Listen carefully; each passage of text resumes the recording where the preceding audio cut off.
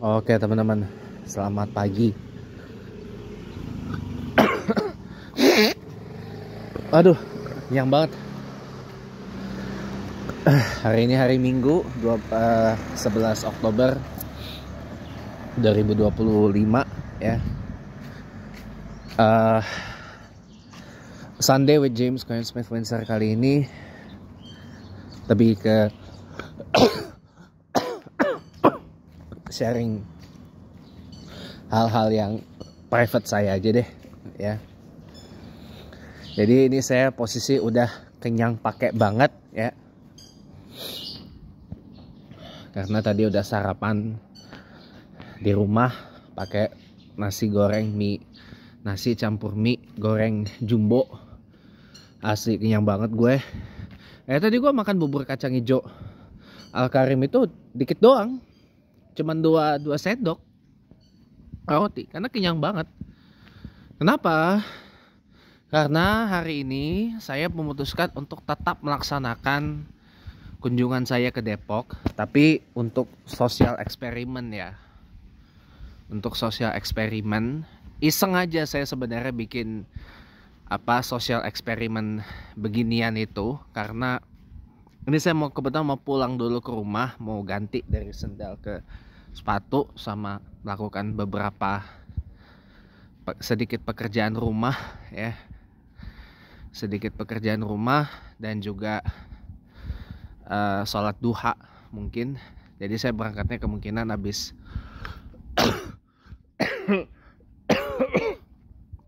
sholat duha. Dan kali ini saya perjalanan ke Depoknya karena udah bosan naik KRL. Saya mau mencoba dengan moda transportasi lain, teman-teman. Walaupun ujung-ujungnya pasti naik KRL juga. Tapi untuk menuju ke sananya saya mau mencoba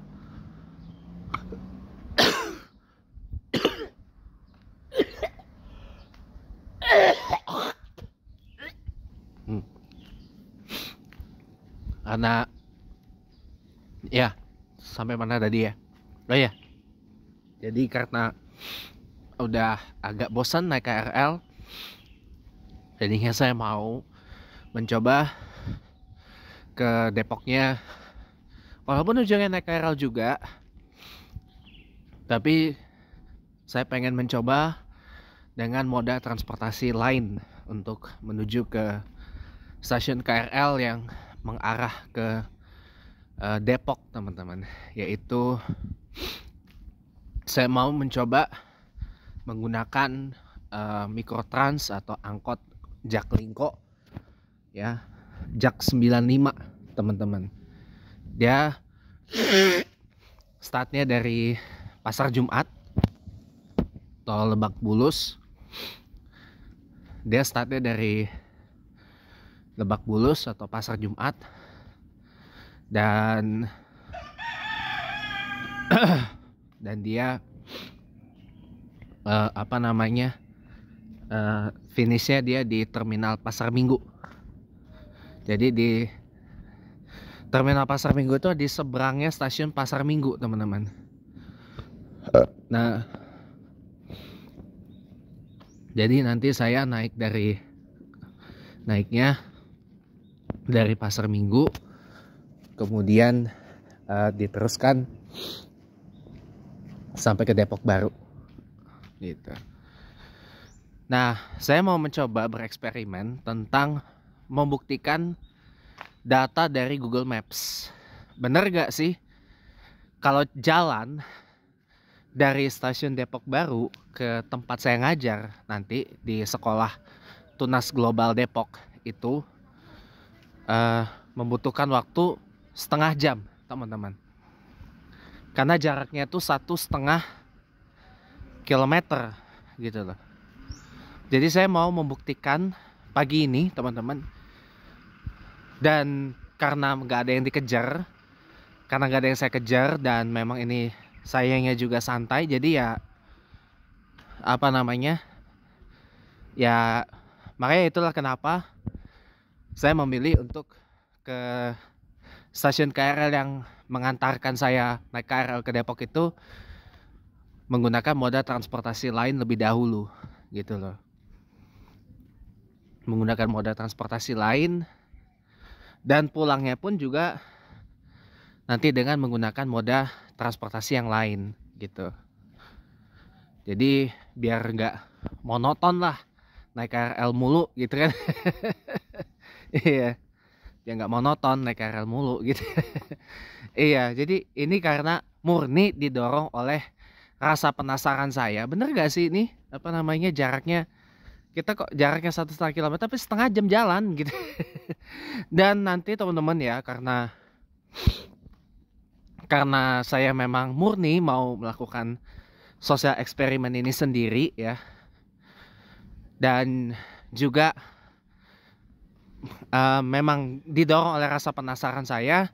Jadi maaf nanti kalau ketika nanti saya sampai di Depok atau dalam perjalanannya saya memang tidak melakukan perekaman ya teman-teman. Saya tidak kontenin, tapi mau menikmati aja. Nanti paling saya cerita nanti kalau nanti entah itu di Chatterbox atau di program saya atau di tayangan-tayangan YouTube saya yang lain. Pokoknya pantengin aja teman-teman, subscribe channel YouTube saya biar nggak ketinggalan. Oh, sudah dimatiin ya,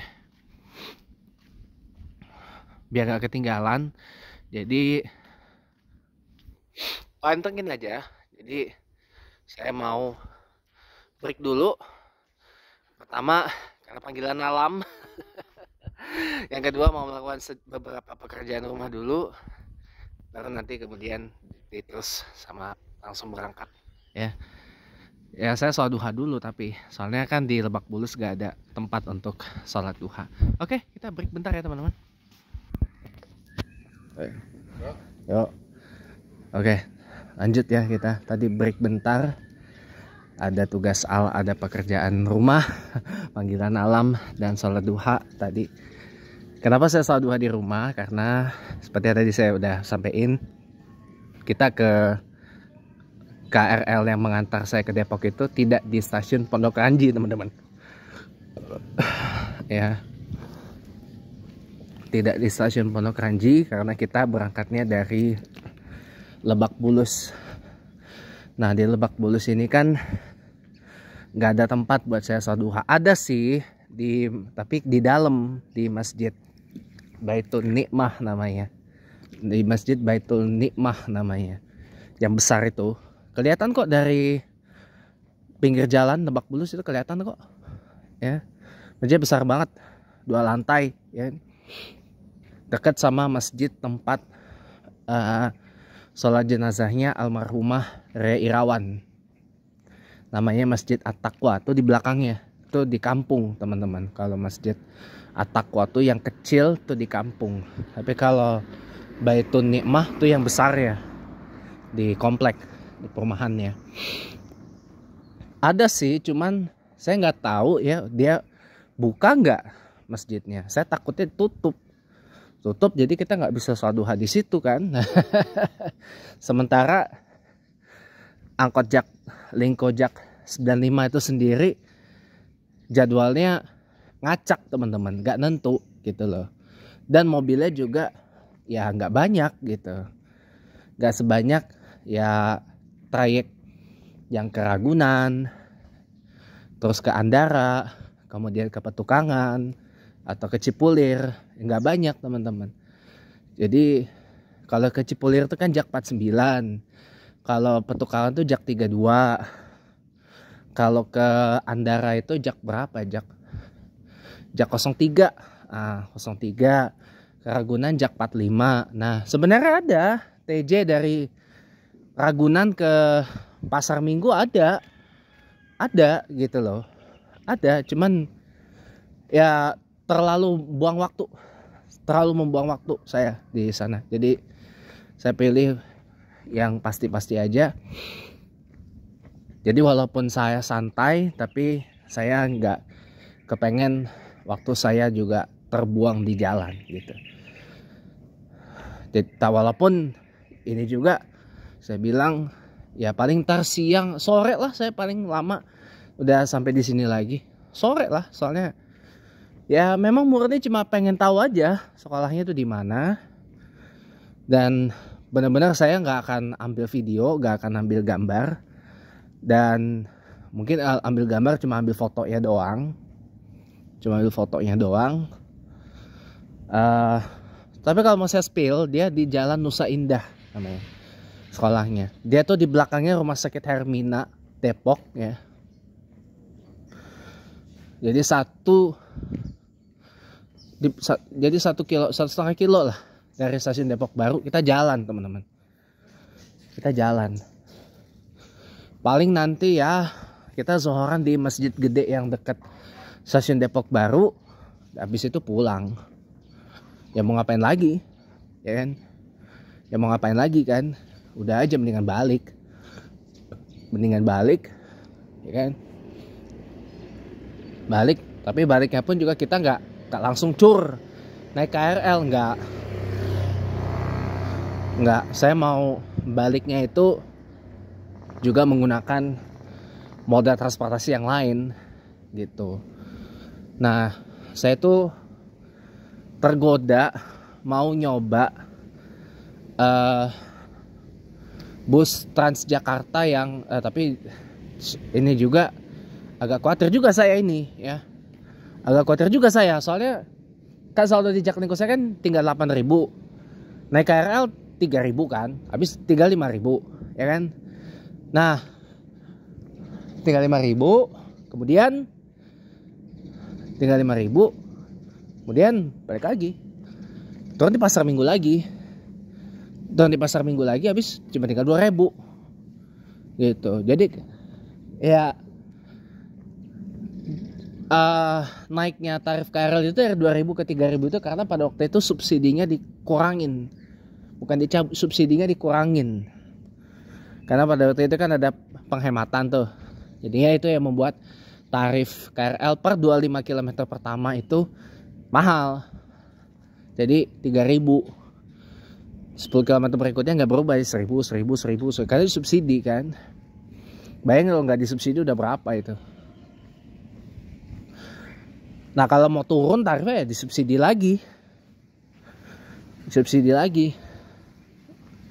Subsidi silang pemerintah sama Danantara yang membawahi PT KAI gitu. Kan KAI PT Kereta Api Indonesia kan sekarang di bawah Danantara kan. Setelah Kementerian BUMN itu diturunin statusnya menjadi badan BP BUMN ya, Badan Pengaturan BUMN ya kan. Otomatis kan KAI jadi di bawah Danantara. Nah, subsidinya itu jadi dapat dari dividen Danantara sama dari pemerintah. Nah, kalau dari pemerintah ya masalahnya KAI walaupun di bawah Danantara itu kan adalah state owned. Dimiliki sama negara kan. KAI itu adalah perusahaan yang benar-benar full, dia saham seri A, teman-teman. Benar-benar saham seri A, saham BUMN seri A, teman-teman. Dimana kalau saham BUMN seri A itu adalah saham yang benar-benar dimiliki sama negara, nggak dimiliki sama yang lain. Beda sama Garuda. Garuda Indonesia itu kan saham seri B. Jadi pemerintah punya mayoritas, tapi sebagiannya dipegang oleh pihak lain, gitu. Kalau saham seri A benar-benar itu adalah full punya pemerintah. Kayak KAI, Damri, terus Biro PT BKI, Biro Klasifikasi yang menjadi induk dari seluruh perusahaan dari Danantara gitu. Jadi ibaratnya Danantara itu umbrella holdingnya, BKI itu adalah kalau induk internalnya gitu. Jadi BKI ini adalah induk dari seluruh perusahaan-perusahaan. Bocah itu biasalah. Jadi jadi BKI, Biro Klasifikasi itu adalah Danantara induk yang mengoperasikan seluruh perusahaan yang ada di dalam Danantara itu teman-teman. Nah, jadi kalau ada sahamnya PT BKI di situ, itu berarti bukan BUMN kelas A, saham BUMN seri A. Kalau seri A itu nggak ada, gitu. Kayak KI, Damri, terus apalagi Danareksa. Danareksa tuh dia bukan bagian dari Danantara, ya. PT Danareksa Persero itu bukan bagian dari Danantara, bukan.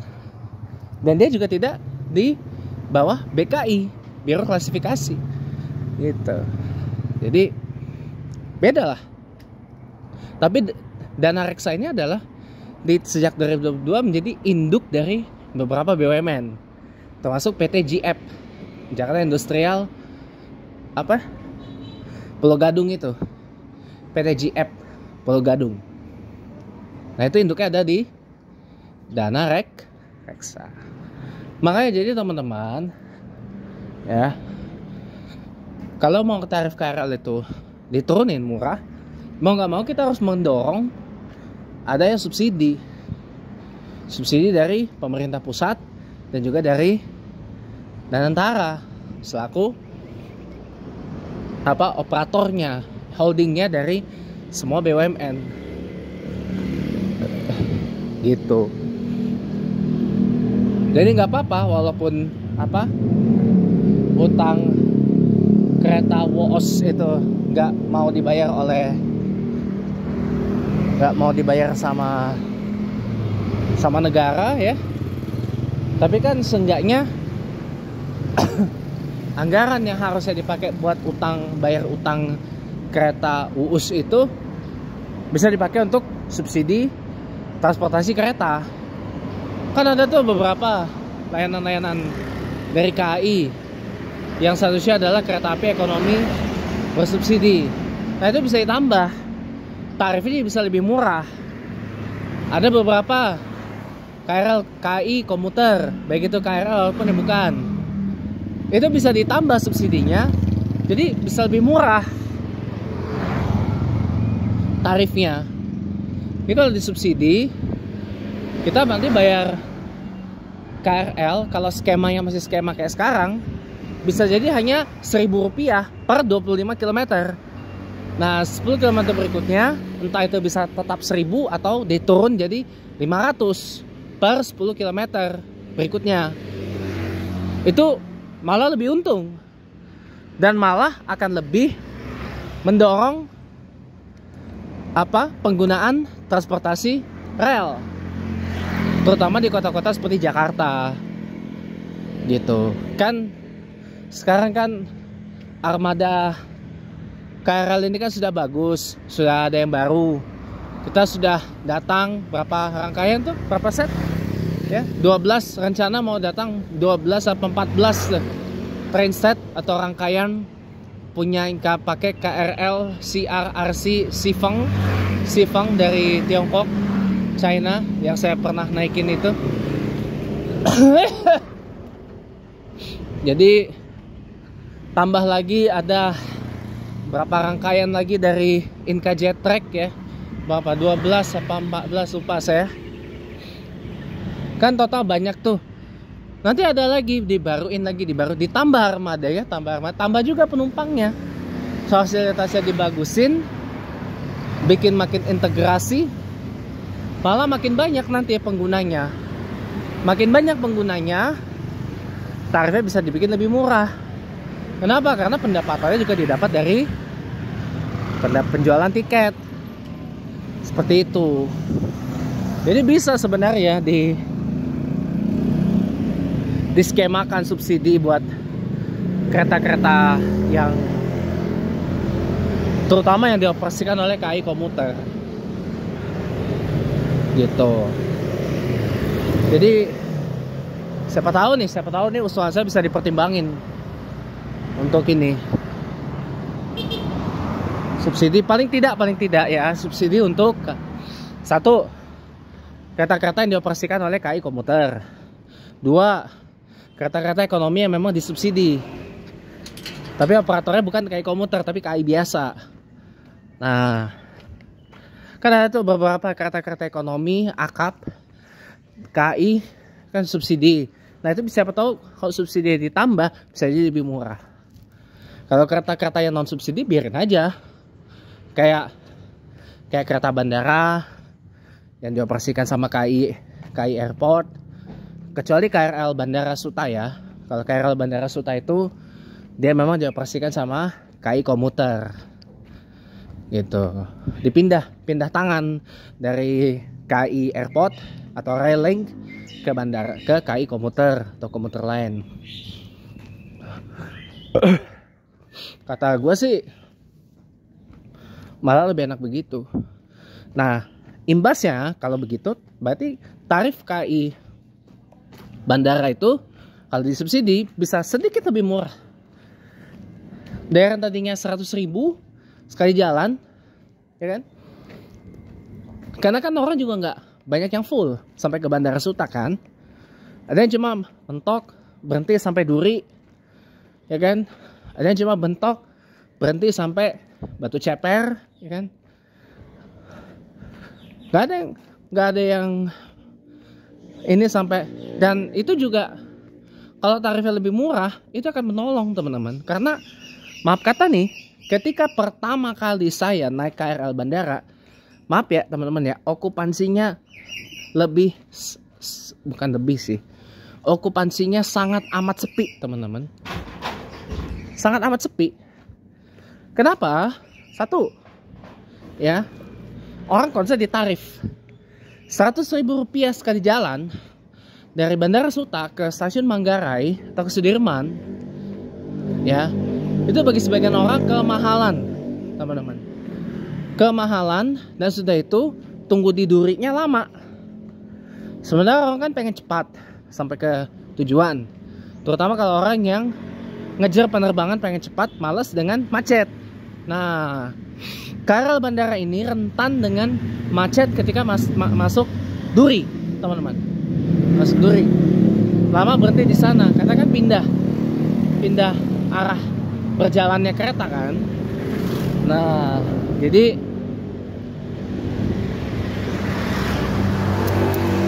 untuk perjalanan seperti okupansinya sepi kayak gitu sih menurut saya wajar teman-teman. Karena itu tadi, satu, tarif 100.000 rupiah tuh nggak sebanding dengan waktu tempuh yang ditawarkan. Saya pernah tes. Dia waktu tempuh perjalanannya itu, dia coba buka video saya ya. Dia waktu perjalanannya itu memakan waktu sekitar 45 sampai 50 menit. Ya paling nggak lambatnya sejam lah perjalanannya. Nah, jadi kalau saya perhatikan ya, dalam waktu tempuh segitu kemahalan, dan waktu tempuhnya juga nggak ini banget. Makanya kenapa sepi gitu loh. Nggak percaya silakan coba aja naik. Kalau bisa full dari Manggarai sampai Bandara Suta. Waktu itu kan saya nggak full, saya berhentinya cuma di Sudirman, ya kan. 1-2 poin. Poin ketiga, kalau kita mau tukar naik KRL komuter biasa, itu kita bayar lagi, kita tap lagi. Nah itu yang bikin jadi males teman-teman. Oke, angkot Jaklingkonya udah sampai. Saya mau jalan dulu. Thank you udah nonton. Sampai ketemu lagi di tayangan sama minggu depan.